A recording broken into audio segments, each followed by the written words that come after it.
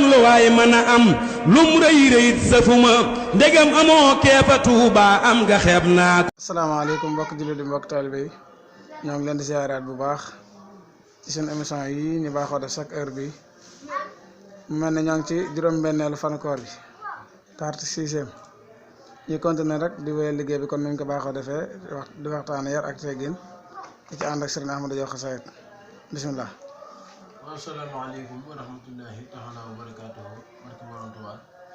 ñu ngi ziar bu baax mbokki taalibe yi nga xam ne ñoo ñu bàyyi xel ak diñ topp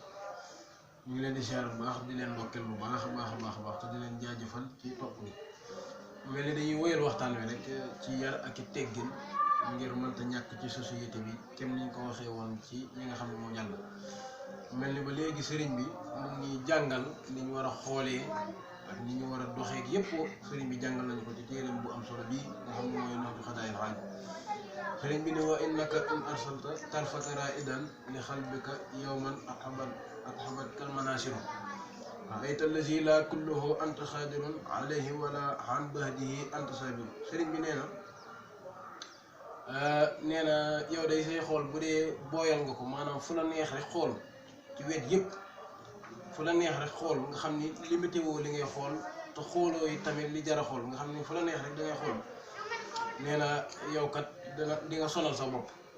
waaw ndax bis dina ñëw nga xool loo xam ni da nga ko bëgg am te mënoo am maqaama ba am ko waaw bis dina ñëw nga xool loo xam ni lii di nga ko soxla itiwoo ko tey say pexe du la ko mën a may nga xam ni kon li gën rek mooy ngay xool li nga war a xool ak di gàttal say xool ngir nga bañ a xool loo xam ne dina fëq sa bët ba nga koy yitewoo waaw te boo ko yitewoo te amoo ko it maanaam day daal di doon jafe-jafe ci yow moo tax sëriñ bi ni la ngay damm say bët booy xoolal li jar a xool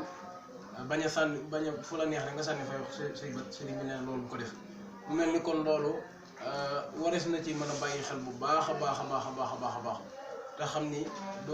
waroo yor say bët rek fu la neex sànni waaw kon mu mel ni loolu lañ leen indiloon tey mbokk yi dañ leen di jaajëfal bu baax a baax ci topp gi tey wax ni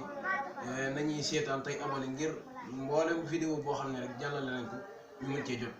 kon yemal foofu suñu kàddu wassalaamu aleykum wa rahmatullahi taala wa barakaatuhu